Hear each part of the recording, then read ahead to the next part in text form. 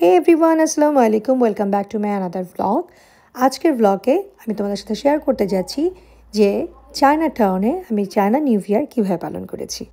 আমরা যেমন পহেলা বৈশাখ পালন করি ওরকম চাইনিজদের নিউ ইয়ার হচ্ছে এটাকে ওরা লুনার নিউ ইয়ারও বলে। এই সময় ভাইব্রেন্ট কালারফুল ডেকোরেশন থাকে, exciting rides, dragon parades, fire crackers, অনেক ডিফারেন্ট খাবার থাকে, খুব সুন্দর একটা উৎসব মুখর পরিবেশ থাকে।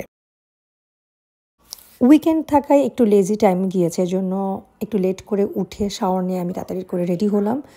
রেডি হয়ে এই তো ঝটপট করে বের হয়ে নিয়েছি।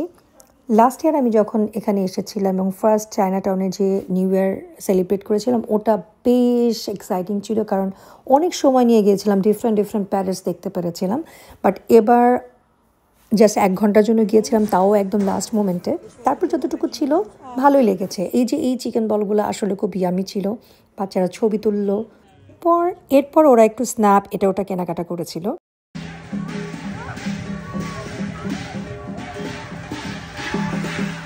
এই চায়না টাউনের এই আশেপাশের যে রাস্তাগুলো আছে এগুলার বিভিন্ন জায়গায় ঘুরে ঘুরে ওরা এই প্যারেডসগুলা করছিল।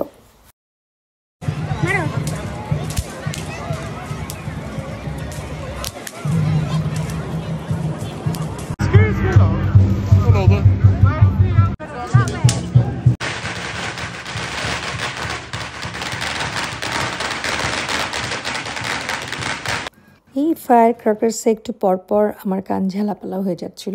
এরপর আস্তে আস্তে আমরা যেখানে রাইডসগুলো এবং স্ট্রিট ফুডের কার্টগুলো ছিল ওদিকে গিয়েছি। অনেক টাইপের ফুড ছিল, বাট আমরা খুব বেশি কিছু ট্রাই করি নাই, অ্যাজ আমার রাতে দাওয়াত ছিল। এখানে অনেকগুলো রাইডসেই ওরা চড়েছে, বাট সবচেয়ে বেশি এনজয় করেছে হচ্ছে হরর একটা রাইড ছিল, ওটাতে ওরা খুব মজা পেয়েছে। শুধুই চাইনিজ না, এখানে যারা থাকে ব্রিটিশ বা অন্য দেশের সবাই আসলে এখানে এসে খুব মজা করে। তো আমাদের দেশে যেরকম বাণিজ্য মেলা হয়, তারপরে বিভিন্ন রকম মেলা হয় না, বসন্ত মেলা, ওরকম টাইপের একটা ভাইবস ছিল। ভালোই লাগছে। তখন খুব মনে পড়ছিল যে দেশে আমরা কীভাবে ফেয়ারগুলোতে যেতাম, খুব ভালো লাগতেছিল। 1 ঘন্টা আমরা ওখানে অনেক মজা করে কাটিয়েছি। মজার খাবার, ডেকোরেশন, এক্সাইটিং রাইড সব মিলে ইট ওয়াজ রিয়েলি ফান মোমেন্ট। এটার পরে আমার কিছু কেনাকাটা ছিল, ওটা করে আমরা বাসায় চলে আসি। তো এটা ছিল আমার ছোট্ট একটা ব্লগ লুনার নিউ ইয়ার 2025-এর চায়না টাউনে। তোমাদের কেমন লেগেছে অবশ্যই কমেন্ট করে জানাবে। সবাই ভালো থাকবে, নেক্সট ব্লগে দেখা হবে।